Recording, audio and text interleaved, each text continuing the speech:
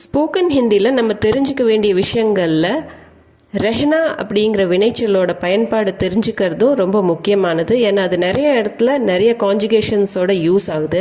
Comment செக்ஷனில் எனக்கு ஒரு கொஷின் வந்திருந்தது, லகே ரெஹனா அண்ட் ரெஹனா இந்த ரெண்டுக்கும் என்ன வித்தியாசம் அப்படின்னு கேட்டு.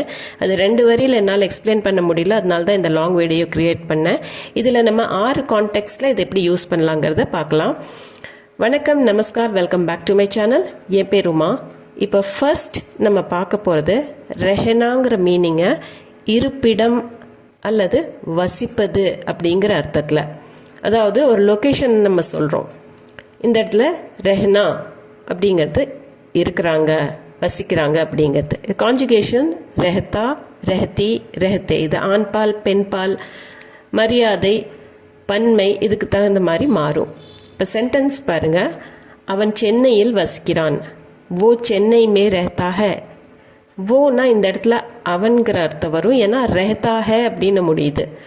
வோ அவன், சென்னை மே சென்னையில், ரெஹத்தா ஹே அப்படின்னா இந்த இடத்துல வசிக்கிறான், சென்னையில் வசிக்கிறான். வோ சென்னை மே ரெஹத்தா ஹே. ஸோ இந்த இடத்துல ரெஹத்தா ஹே நம்ம வசிக்கிறது அப்படிங்கிற அர்த்தத்தில் பார்க்குறோம். வோ சென்னை மே ரெஹத்தா ஹே. அதே மாதிரி அந்த வீட்டில் யாரும் வசிப்பதில்லை. உஸ் घर में कोई नहीं रहता, कोई नहीं रहता है அப்படின்னு கூட நீங்கள் யூஸ் பண்ணிக்கலாம். உஸ் घर में, உஸ்னா அந்த, घर में னா வீட்டில். உஸ் घर में அந்த வீட்டில், கோய் அப்படின்னா யாரும், நஹி रहता அப்படின்னா யாரும் வசிக்கிறது இல்லை, அந்த வீட்டில் யாரும் வசிக்கிறது இல்லை. ஸோ இதுலேயுமே இந்த ரெஹத்தா அப்படிங்கிறது வசிக்கிறதுக்கு தான் நம்ம யூஸ் பண்ணியிருக்கிறோம். உஸ் घर में कोई नहीं रहता. நான் முன்பு மும்பையில் வசித்து வந்தேன். मैं पहले मुंबई में रहती थी. मैं நான், पहले அப்படின்னா முன்பு, அதாவது முதல்ல. மும்பை மே மும்பையில், रहती थी அப்படின்னா அங்கே இருந்தேன், வசித்து வந்தேன், அங்கே தான் இருந்துட்டு இருந்தேன் அப்படின்னு சொல்கிறதுக்கு रहती थी. मैं पहले मुंबई में रहती थी. ஆனா இருந்ததுன்னா रहता थाன்னு வரும். இப்போ செகண்ட் நம்ம பார்க்க போகிறது நிரந்தர் கால், அதாவது ஒரு கண்டினியூஸ் டென்ஸ்க்காக நம்ம இந்த ரெஹ் அப்படிங்கிற வேர்பை யூஸ் பண்ணுவோம். இது எப்படின்னா தொடர்காலம். இப்போ கண்டினியூஸ் டென்ஸில் நீங்கள் நிறையா பார்த்துருப்பீங்க, உங்களுக்கு ரொம்ப பரிச்சயமானது இது. கர் ரஹா தா, கர் ரஹி தி அப்படின்னெல்லாம் நம்ம யூஸ் பண்ணும்போது இது கண்டினியூஸ் டென்ஸ். ப்ரெசன்ட் கண்டினியூஸ்லையோ பாஸ்ட் கண்டினியூஸ்லையோ வரும்போது இந்த ரஹா ரஹி எல்லாம் நம்ம யூஸ் பண்ணுறது உண்டு. ஸோ இது வேர்பு கூட ரஹா, ரஹி, ரஹோ, ரஹியே இந்த மாதிரி கான்ஜுகேஷன்ஸில் நம்ம யூஸ் பண்ணுவோம். சென்டென்சஸ் பார்த்தா உங்களுக்கு ஈஸியாக புரியும். அவன் போகிறான். वो जा रहा है. வோனா அவன், ரஹா ஹேல முடியறதுனால வோ இந்த இடத்துல அவன். ஜானானா போகிறது. இந்த இடத்துல ஜானாங்கிறது வினைச்சொல், அந்த வினைச்சொல் கூட ரஹா ஹே நம்ம யூஸ் பண்ணியிருக்கிறோம். அப்போது அவன் போயிட்டு இருக்கிறான். வோ ஜா ரஹா ஹே. ஸோ இது கண்டினியூஸ் டென்ஸாக மாறிடுது இந்த இடத்துல. வோ ஜா ரஹா ஹே. அடுத்தது, அவள் நேற்று முதல் வேலை செய்கிறாள். वो कल से काम कर रही है. वो இந்த ரஹி ஹேல முடியறதுனால வோங்கிறது அவள்னு நம்ம எடுத்துக்குவோம். கல் சே நேற்றிலிருந்து, கல் சே அப்படின்னா இந்த இடத்துல நேற்று முதல், நேற்றிலிருந்து. காம் கர்னா அப்படின்னா வேலை செய்யறது. ஸோ இந்த இடத்துல கர் அப்படிங்கிறது வினைச்சொல். காம் கர்னா அப்படின்னா வேலை செய்யறது. அந்த கர் கூட ரஹி சேர்த்திருக்கிறோம். கர் ரஹி ஹே அப்படின்னா செய்து கொண்டிருக்கிறாள் அப்படிங்கிற கண்டினியூஸ் டென்ஸாக அது மாறிடுது. ஸோ வினைச்சல் கூட நம்ம கண்டினியூஸாக மாற்றுறதுக்கு ரஹா ரஹி சேர்த்துவோம். वो कल से काम कर रही है. குழந்தைகள் விளையாடி கொண்டிருந்தனர். பச்சே खेल रहे थे. பச்சானா குழந்தை, பன்மைக்கு பச்சே. கேல்னா விளையாடுறது, அது ஒரு வினைச்சொல் கேல்னாங்கிறது. ரஹே தே அப்படின்னா விளையாடிட்டு இருந்தாங்க. ஸோ இந்த இடத்துல பச்சே அப்படிங்கிறது பன்மையாக இருக்கிறதுனால இது ரஹா ரஹின்னு வராமல் ரஹே அப்படின்னு வரும். பன்மைக்கு ஏ வர்றது உண்டு நிறைய இடத்துல. பச்சே खेल रहे थे. இந்த கேல் கூட ரஹே அப்படிங்கிறது நம்ம யூஸ் பண்ணதுனால இது பாஸ்ட் கண்டினியூஸாக மாறிடுது. பச்சே खेल रहे थे. நான் படித்து கொண்டிருந்தேன். மே பढ़ रही थी. மேனா நான், படுனா அப்படின்னா படிக்கிறது. பढ़ रही थी. இப்போ படுங்கிற வினைச்சொல் கூட ரஹி தீ நம்ம சேர்த்திருக்கிறோம். அப்போ இது கண்டினியூஸ் டென்ஸ் ஆயிடுது. தீயில் முடியறதுனால இது பாஸ்ட் கண்டினியூஸ் டென்ஸு. ஸோ வினைச்சொல் கூட ரஹா ரஹி ரஹே இதெல்லாம் சேர்த்தி தா தீயில் முடிஞ்சதுன்னா அது பாஸ்ட் கண்டினியூஸ் டென்ஸ். ஹேல முடிஞ்சதுன்னா அது ப்ரெசன்ட் கண்டினியூஸ் டென்ஸாக இருக்கும். ஸோ இது மே பढ़ रही थी பாஸ்ட் கண்டினியூஸ் டென்ஸ்க்காக நம்ம யூஸ் பண்ணியிருக்கிறோம். மூணாவதாக நம்ம பார்க்க போகிறது தொடர்ந்து இரு அப்படின்னு சொல்கிறதுக்காக. அதாவது ஏதாவது ஒரு வேலை செஞ்சுட்டு இருந்தாங்கன்னா அதையவே செஞ்சுட்டு இரு. ஒன்றும் செய்யலைனாலும் அப்படியே இரு, ரிமெயின் லைக் தேட், அல்லது keep doing what you are doing. அந்த மாதிரி சொல்கிறதுக்கு ரஹோ ரஹியே. ரஹோங்கிறது நம்ம சாதாரணமாக தும் கூட யூஸ் பண்ணுவோம். ஆப் கூட மரியாதையாக சொல்லும்போது தான் இந்த ரஹியே அப்படின்னு நம்ம யூஸ் பண்ணுவோம். சென்டென்சஸ் பார்க்கலாம். அமைதியாக இரு அல்லது அமைதியாக இருங்கள். சுப் ரஹோ. சுப்னா அமைதி. வெறும் சுப்னாலே பேசாத அப்படிங்கிற அர்த்தம். சுப் ரஹோ அப்படின்னா அமைதியாக இருந்து கொண்டே இரு அப்படின்னு சொல்கிறது. அது கண்டினியூஸாக நீ இரு அப்படின்னு சொல்கிறதுக்கு தான் சுப் ரஹோ. அதே மரியாதையாக சொல்லணும் அப்படின்னா சுப் ரஹியேன்னு சொல்லலாம், அல்லது சுப் ரஹே அப்படின்னு கூட நம்ம சொல்லலாம். அந்த ஹேங்கிறது நேசல் டோனோட வரும். சுப் ரஹோ ரஹியே ரஹே. கொஞ்சம் அமைதியாக இரு அப்படின்னு சொல்கிறதுக்கு இன்னொரு விதமாக நம்ம சொல்லலாம் தோடா ஷாந்த் ரஹே. சுப் ரஹோங்கிறது கொஞ்சம் ரூடாக இருக்கலாம். ஷாந்த் ரஹே அப்படின்னா கொஞ்சம் அமைதியாக இருங்க, சாந்தமாக இருங்க அப்படின்னு சொல்கிறதுக்கு. தோடானா கொஞ்சம், ஷாந்த் ரஹே அமைதியாக இருங்க. இருக்கவும் அப்படின்னு நம்ம சொல்கிறோம் இல்லையா, அதுக்கு தான் இந்த ரஹே. ஸோ கொஞ்சம் அமைதியாக இருங்கள், தோடா ஷாந்த் ரஹே, தோடா ஷாந்த் ரஹியே அப்படின்னு கூட சொல்லலாம். ரெண்டு விதமாகவும் நம்ம இதையே சொல்லலாம். அடுத்தது தொடருங்கள், லகே ரஹோ. இதைத்தான் ஒரு வியூவர் கேட்டிருந்தாங்க, லகே ரெஹ்னா அப்படிங்கிறது. அதாவது லக்னா அப்படின்னா ஏதாவது ஒரு விஷயத்தை நம்ம செஞ்சுட்டு இருக்கும்போது அதையவே நீ கண்டினியூ பண்ணு அப்படின்னு சொல்கிறதுக்கு லகே ரஹோ. இப்போ ஒரு வண்டியவே தள்ளுறாங்க, நீ தள்ளு, அது நகருதோ இல்லையோ. சில சமயம் அது கொஞ்சம் கிண்டலாக இருக்கிற மாதிரி இருக்கும். லகே ரஹோ, தொடரு, நடக்கட்டும் நடக்கட்டும், லகே ரஹோ, கண்டினியூ பண்ணு. பார்க்கும்போதெல்லாம் தொலைபேசியில் பேசிக்கொண்டிருக்கிறாள். இந்த சென்டென்ஸ் தான் நான் லாஸ்ட் வீடியோவில் போட்டப்போ எனக்கு அந்த கமெண்ட் வந்திருந்தது. ஜப் தேக்கோ ஃபோன் பர் லகி ரஹத்தி ஹை. இந்த லகே ரெஹ்னா அப்படிங்கிறது தான் அவங்க கேட்டிருந்தாங்க. ஜப் தேக்கோ, ஜப்னா எப்போ, தேக்கோனா ஜப் தேக்கோ அப்படின்னா எப்போ பார்த்தாலும், பார்க்கும்போதெல்லாம் அப்படிங்கிற அர்த்தம். ஃபோன் பர் லக்னா அப்படின்னா ஃபோன்லையே இருக்கிறது. அது ஃபோனில் பிஸியாக பேசிட்டும் இருக்கலாம், அல்லது ஃபோனில் சோஷியல் மீடியாவில் நிறைய ரொம்ப இன்ட்ரெஸ்ட் எடுத்து அதை பார்த்துட்டே இருப்பாங்க இல்லையா. ஸோ அதே எப்போ பாரு ஃபோனை பார்த்துட்டே இருக்கிறான்னு சொல்கிறதுக்கு தான் ஜப் தேக்கோ ஃபோன் பர் லகி ரஹத்தி ஹை. ஸோ கண்டினியூஸாக இருக்குது. நாலாவதாக நம்ம பார்க்க போகிற மீனிங் பார்த்திங்கன்னா ரெஹ் கூட கயா சேத்தி. அதாவது ரெஹ் கயா அப்படின்னு சொன்னோன்னா அது ஏதாவது ஒரு நிறைய விஷயம் செய்வோம், ஏதாவது விட்டு போயிடுச்சுன்னா, செய்யாமல் விட்டு போகிற விஷயத்துக்கு ரெஹ்கியான்னு சொல்லுவோம். அந்த விஷயம் ஆண்பாலாக இருந்துச்சுன்னா ரெஹ்கியா, பெண்பாலாக இருந்துச்சுன்னா ரெஹ்கை, பன்மைக்கும் மரியாதைக்கும் ரெஹ்கை. ஸோ செய்யாமல் விடப்பட்டது. நிறைய வேலையை செஞ்சுட்டேன், அந்த ஒரு வேலை மட்டும் விட்டு போச்சு அப்படிங்கிறதுக்கு ரெஹ்கியா. சென்டென்ஸ் பாருங்கள். செடிகளுக்கு தண்ணீர் ஊற்ற விடப்பட்டது. पौधों को पानी देना रह गया. पौधों को அப்படின்னா செடிகளுக்கு, पौधाना செடி, पौधों को செடிகளுக்கு, पानी देना அப்படின்னா தண்ணி ஊற்றுறது.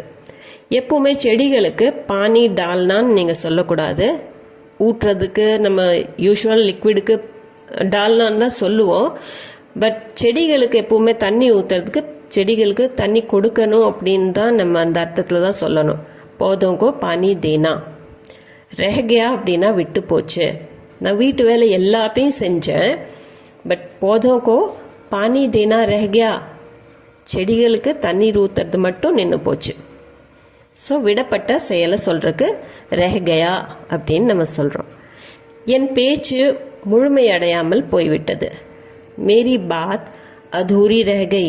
மேரி அப்படின்னா என்னுடைய, பாத்னா பேச்சு, அதூரா அப்படிங்கிறது முழுமை அடையாமல் இருக்கிறது.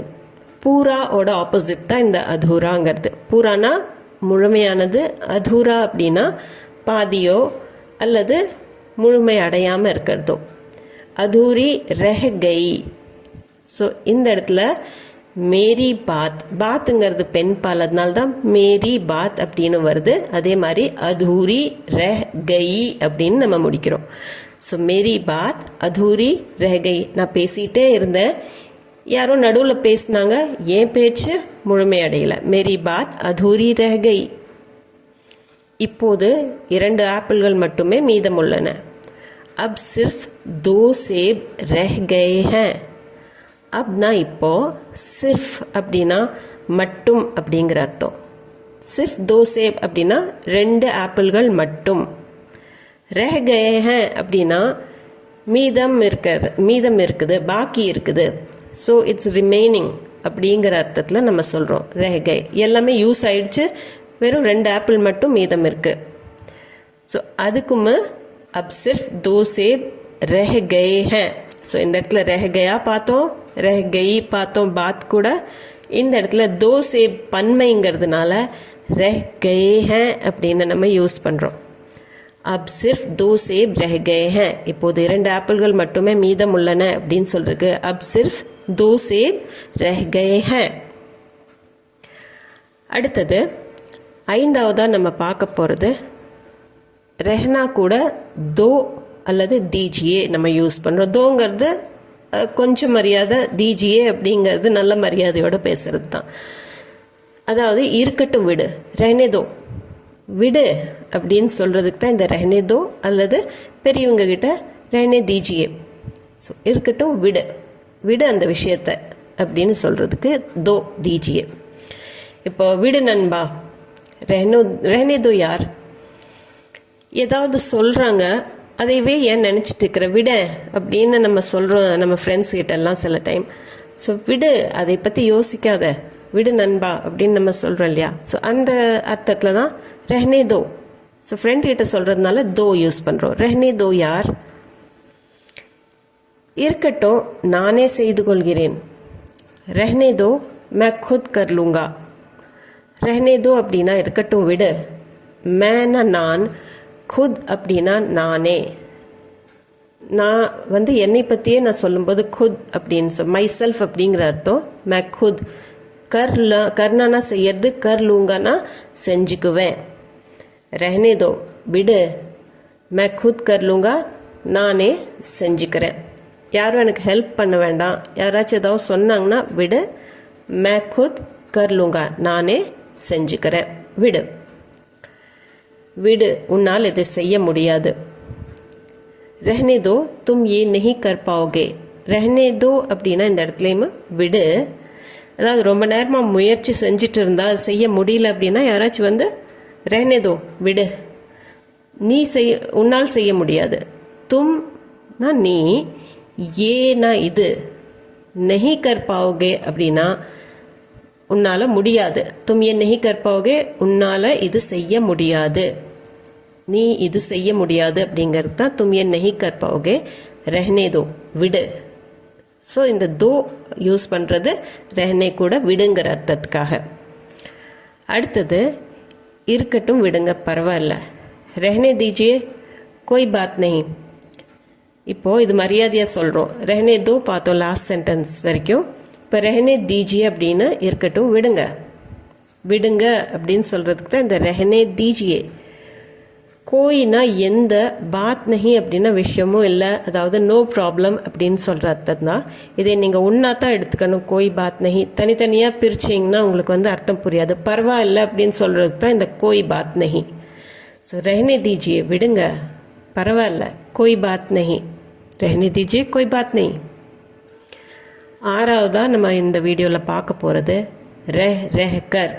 ஸோ இந்த ரெஹ்னா அப்படிங்கிறத நம்ம 2 தடவை அந்த ரூட் வேர்பை யூஸ் பண்ணுறோம். ரெ கூடவே கர் யூஸ் பண்ணுறோம். அப்படின்னா மீண்டும் மீண்டும் அல்லது கொஞ்ச நேரம் விட்டு கொஞ்ச நேரம் கழிச்சு அப்படின்னு சொல்கிறதுக்கு ரே கர். சென்டென்ஸ் பாருங்கள். என் காலில் விட்டு வலி இருக்கிறது. மேரே பேர் மே ரே கர் தர்த் ஹோ ரஹா ஹை.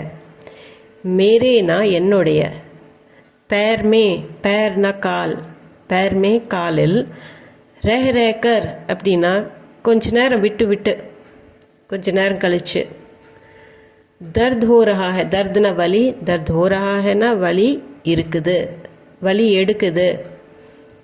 ஸோ என் காலில் விட்டு வலி எடுக்குது. மேரே பேர் மே ரேக்கர் தர்த் ஹோ ரஹா ஹை. மேரே பேர் மே ரேக்கர். ஸோ இந்த இடத்துல ரேக்கர் அப்படிங்கிற ஃபார்மில் நம்ம யூஸ் பண்ணிக்கிறோம். அதாவது விட்டு கொஞ்ச நேரம் கழிச்சு தர்த் ஹோ ரஹா ஹை. மேரே பேர் மே ரேக்கர் தர்த் ஹோ ரஹா ஹை. நான் விட்டு சிரித்து கொண்டிருந்தேன். மே ரேக்கர் ஹஸ் ரஹி தி. மேனா நான், ரேக்கர் அப்படின்னா கொஞ்ச நேரம் அப்படியே விட்டு, ஹஸ்னானா சிரிக்கிறது, ஹஸ் ரஹி தி அப்படின்னா சிரித்து கொண்டிருந்தேன். இந்த இடத்துல ரேக்கரும் யூஸ் பண்ணியிருக்கிறோம், ரஹி தி அப்படின்னும் யூஸ் பண்ணியிருக்கிறோம். ஸோ ரேக்கர் அப்படின்னா விட்டு, ஹஸ் கூட மறுபடியும் அந்த ரெஹனாவோட ஃபார்ம் தான் யூஸ் பண்ணிக்கிறோம் கண்டினியூஸ் டென்ஸ்க்காக. ஹஸ்னா அப்படின்னா சிரிக்கிறது, ஹஸ் ரஹி தி சிரித்து கொண்டிருந்தேன். ஏதோ சீரியல் பார்த்தேன், ஏதோ காமெடி பார்த்தேன். மே ரேக்கர் ஹஸ் ரஹி தி விட்டு எனக்கு சிரிப்பு வந்துட்டே இருந்தது, நான் சிரிச்சிட்டு இருந்தேன். மே ரேக்கர் ஹஸ் ரஹி தி. இப்போ உங்களுக்கு உண்டான ஒரு ப்ராக்டிஸ் செஷன். 3 சென்டென்சஸ் இருக்குது. நான் பாடல் பாடுகிறேன். 2வது அமைதியாக இருங்கள். 3வதா நீங்கள் அறையிலேயே இருங்கள். நான் பாடல் பாடுகிறேன் அப்படிங்கிறதுக்கு மே கானா கா டேஷ் ஹூ. இந்த இடத்துல ரெஹ்னாவோட எந்த ஃபார்ம் யூஸ் பண்ணுவீங்க அப்படிங்கிறத ஃபில் பண்ணிக்கோங்க. மே கானா கா டேஷ் ஹூ. அமைதியாக இருங்கள், ஷாந்த் டேஷ். அடுத்தது 3வதா நீங்கள் அறையிலேயே இருங்க, ஆப் கம்ரே மேஹி டேஷ். ஸோ இதையெல்லாம் ஃபில் பண்ணி முடிஞ்சால் கமெண்ட் செக்ஷனில் கமெண்ட் பண்ணி சொல்லுங்கள்.